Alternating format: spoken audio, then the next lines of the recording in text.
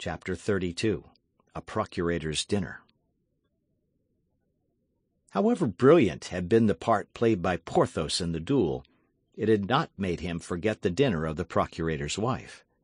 On the morrow he received the last touches of Mousqueton's brush for an hour, and took his way toward the Rue aux Ours with the steps of a man who was doubly in favour with fortune.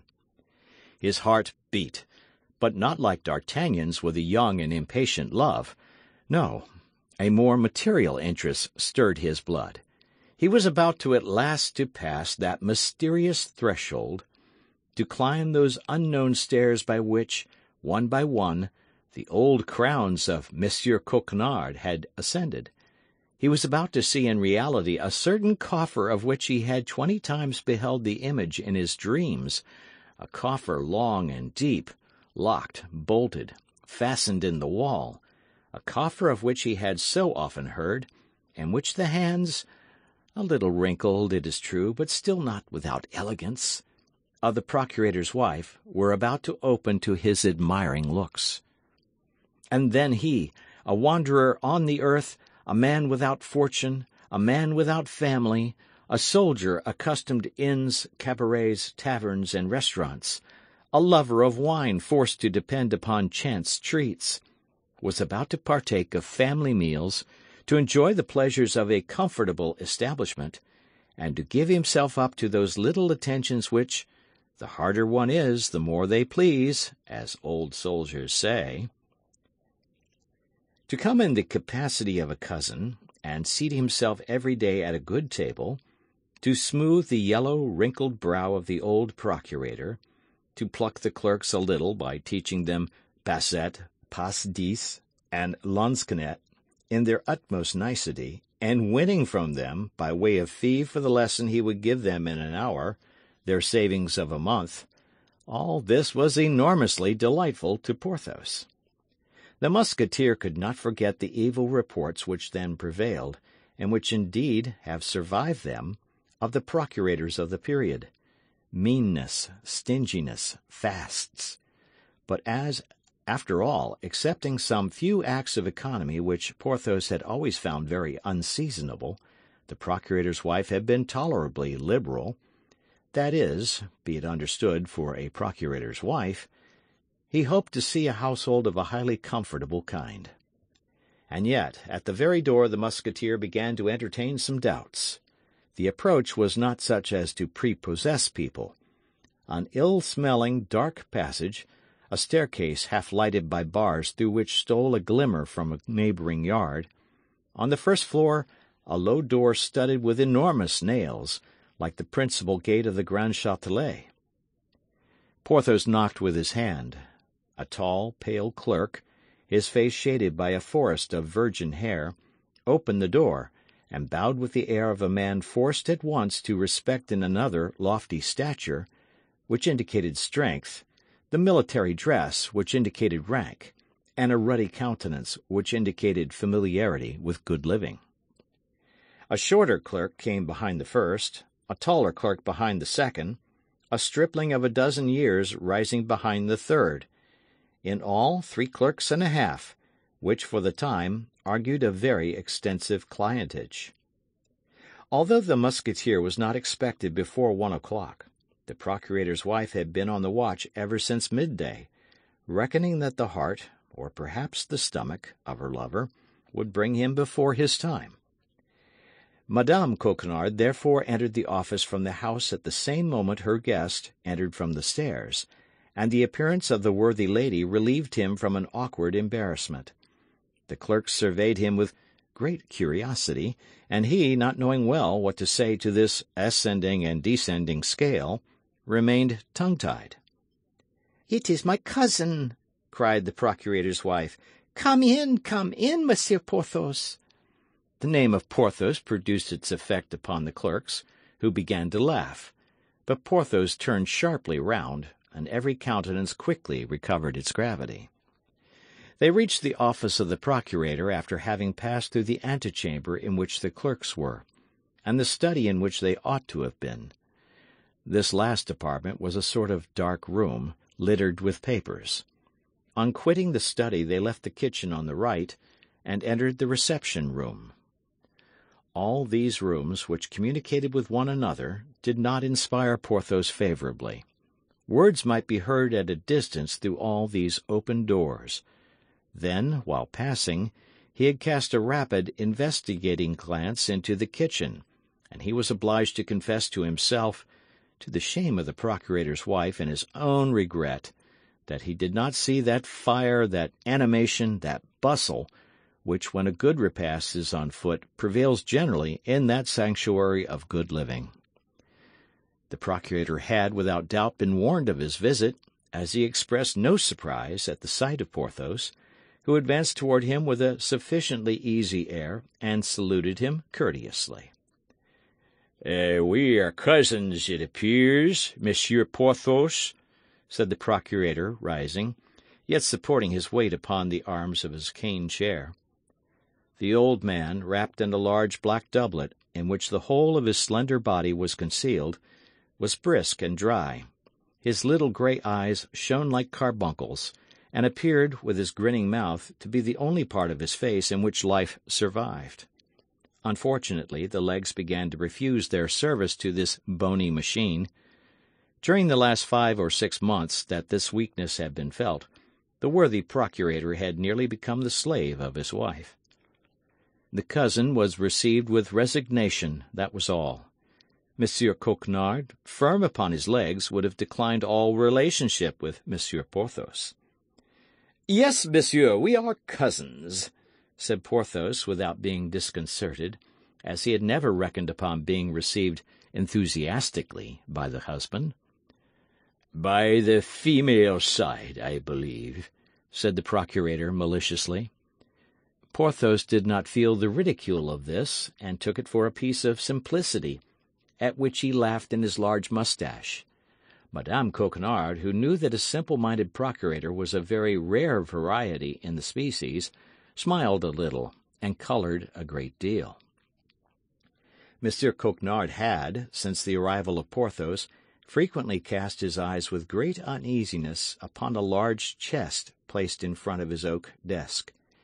Porthos comprehended that this chest, although it did not correspond in shape with that which he had seen in his dreams, must be the blessed coffer, and he congratulated himself that the reality was several feet higher than the dream.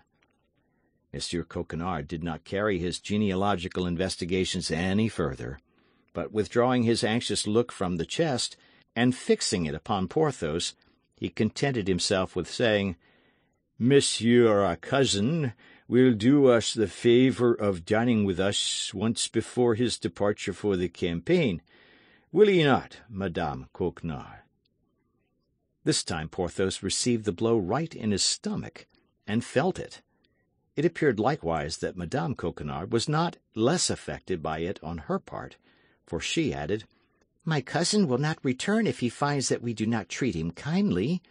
But otherwise he has so little time to pass in Paris, and consequently to spare to us, that we must entreat him to give us every instant he can call his own previous to his departure." "Oh, my legs, my poor legs, where are you?" murmured Coquenard, and he tried to smile. This succour, which came to Porthos at the moment in which he was attacked in his gastronomic hopes, inspired much gratitude in the Musketeer toward the procurator's wife. The hour of dinner soon arrived. They passed into the eating-room, a large dark room, situated opposite the kitchen. The clerks, who, as it appeared, had smelled unusual perfumes in the house, were of military punctuality, and held their stools in hand, quite ready to sit down. Their jaws moved preliminarily with fearful threatenings. "Indeed," thought Porthos, casting a glance at the 3 hungry clerks, for the errand-boy, as might be expected, was not admitted to the honours of the magisterial table. "In my cousin's place I would not keep such gourmands. They look like shipwrecked sailors who have not eaten for 6 weeks." Monsieur Coquenard entered, pushed along upon his armchair with castors by Madame Coquenard, whom Porthos assisted in rolling her husband up to the table. He had scarcely entered when he began to agitate his nose and his jaws after the example of his clerks. "Oh," said he, "here is a soup which is rather inviting." "What the devil can they smell so extraordinary in this soup?" thought Porthos, at the sight of a pale liquid, abundant but entirely free from meat, on the surface of which a few crusts swam about as rare as the islands of an archipelago. Madame Coquenard smiled, and upon a sign from her everyone eagerly took his seat. Monsieur Coquenard was served first, then Porthos. Afterward Madame Coquenard filled her own plate and distributed the crusts without soup to the impatient clerks. At this moment the door of the dining-room unclosed with a creak, and Porthos perceived through the half-open flap the little clerk who, not being allowed to take part in the feast, ate his dry bread in the passage with the double odor of the dining-room and kitchen. After the soup the maid brought a boiled fowl, a piece of magnificence which caused the eyes of the diners to dilate in such a manner that they seemed ready to burst. "One may see that you love your family, Madame Coquenard," said the procurator, with a smile that was almost tragic. "You are certainly treating your cousin very handsomely." The poor fowl was thin, and covered with one of those thick, bristly skins through which the teeth cannot penetrate with all their efforts. The fowl must have been sought for a long time on the perch, to which it had retired to die of old age.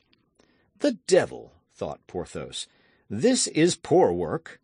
I respect old age, but I don't much like it boiled or roasted." And he looked round to see if anybody partook of his opinion. But on the contrary, he saw nothing but eager eyes which were devouring, in anticipation, that sublime fowl which was the object of his contempt.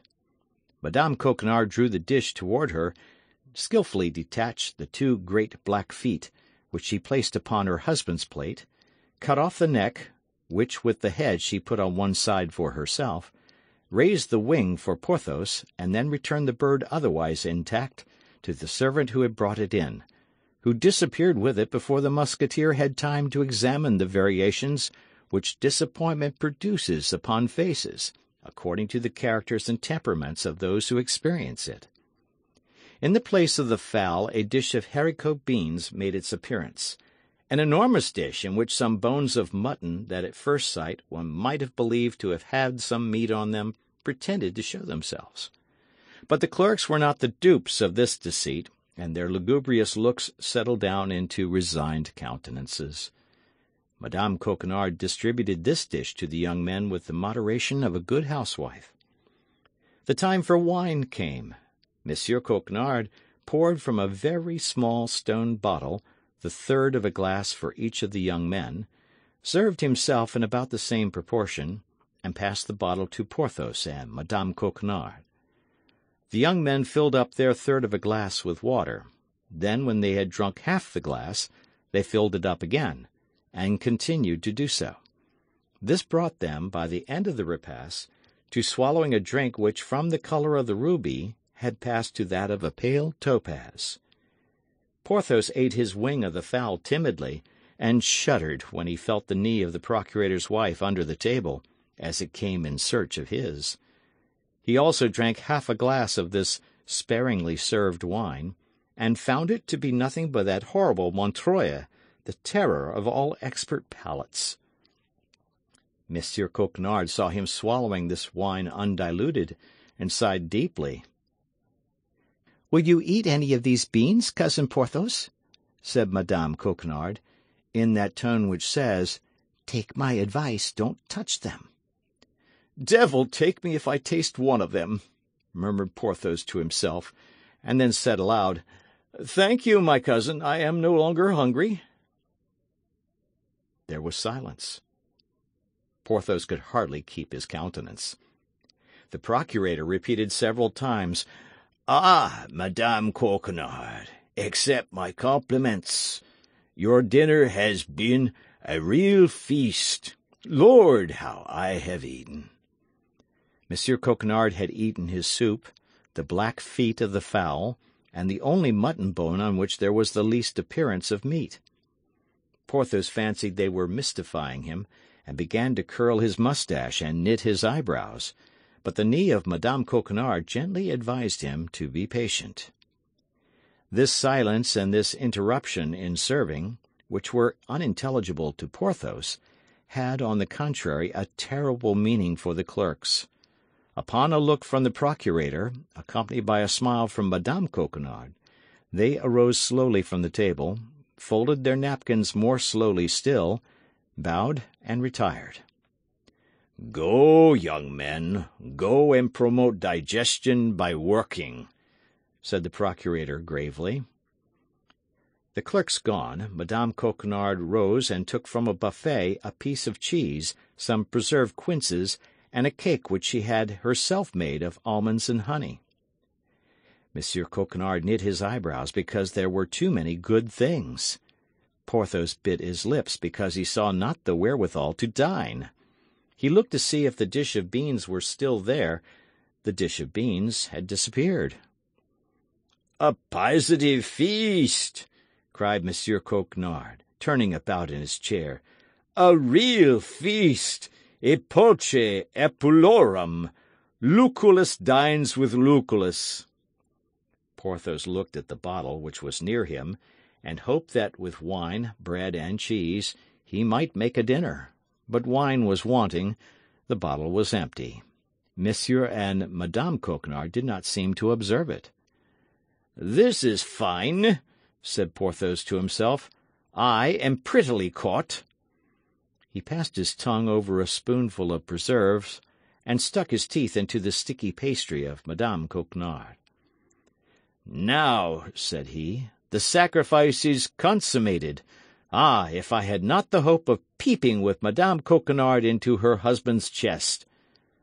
Monsieur Coquenard, after the luxuries of such a repast, which he called an excess, felt the want of a siesta. Porthos began to hope that the thing would take place at the present sitting, and in that same locality. But the procurator would listen to nothing. He would be taken to his room, and was not satisfied until he was close to his chest, upon the edge of which, for still greater precaution, he placed his feet.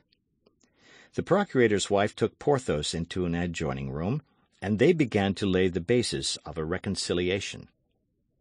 "You can come and dine 3 times a week," said Madame Coquenard.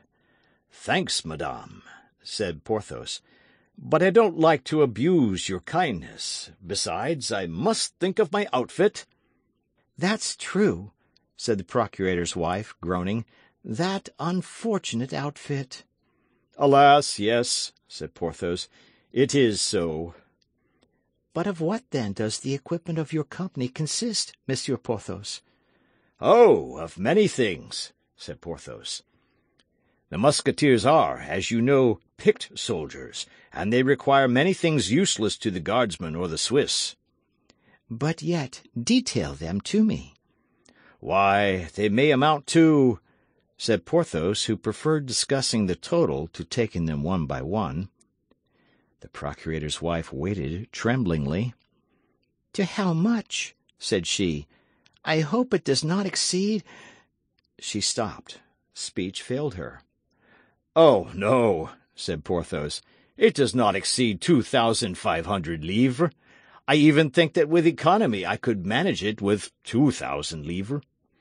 "Good God!" cried she. 2,000 livres? Why, that is a fortune." Porthos made a most significant grimace. Madame Coquenard understood it. "I wish to know the detail," said she, "because, having many relatives in business, I was almost sure of obtaining things at 100% less than you would pay yourself." Ah, said Porthos, "that is what you meant to say." "Yes, dear Monsieur Porthos. Thus, for instance, don't you in the first place want a horse?" "Yes, a horse." "Well, then, I can just suit you." "Ah," said Porthos, brightening, "that's well as regards my horse, but I must have the appointments complete, as they include objects which a Musketeer alone can purchase, and which will not amount, besides, to more than 300 livres. 300 livres. Then put down 300 livres, said the procurator's wife, with a sigh. Porthos smiled. It may be remembered that he had the saddle which came from Buckingham. These 300 livres he reckoned upon putting snugly into his pocket. "Then," continued he, "there is a horse for my lackey, and my valise.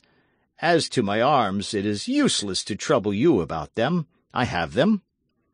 "A horse for your lackey?" resumed the procurator's wife, hesitatingly. "But that is doing things in lordly style, my friend." "Ah, madame," said Porthos haughtily, "do you take me for a beggar?" "No, I only thought that a pretty mule makes sometimes as good an appearance as a horse, and it appears to me that by getting a pretty mule from Mousqueton—" "Well, agreed for a pretty mule," said Porthos. "You are right. I have seen very great Spanish nobles whose whole suite were mounted on mules. But then you understand, Madame Coquenard, a mule with feathers and bells." "Be satisfied," said the procurator's wife. "There remains the valise," added Porthos. "Oh, don't let that disturb you," cried Madame Coquenard. "My husband has 5 or 6 valises. You shall choose the best. There is one in particular which he prefers in his journeys, large enough to hold all the world." "Your valise is then empty?" asked Porthos with simplicity. "Certainly it is empty," replied the procurator's wife in real innocence. "Ah, but the valise I want," cried Porthos, "is a well-filled one, my dear." Madame uttered fresh sighs. Molière had not written his scene in L'Avare then. Madame Coquenard was in the dilemma of Harpagon. Finally, the rest of the equipment was successively debated in the same manner, and the result of the sitting was that the procurator's wife should give 800 livres in money, and should furnish the horse and the mule, which should have the honour of carrying Porthos and Mousqueton to glory. These conditions being agreed to, Porthos took leave of Madame Coquenard. The latter wished to detain him by darting certain tender glances, but Porthos urged the commands of duty, and the procurator's wife was obliged to give place to the king. The Musketeer returned home hungry and in bad humour.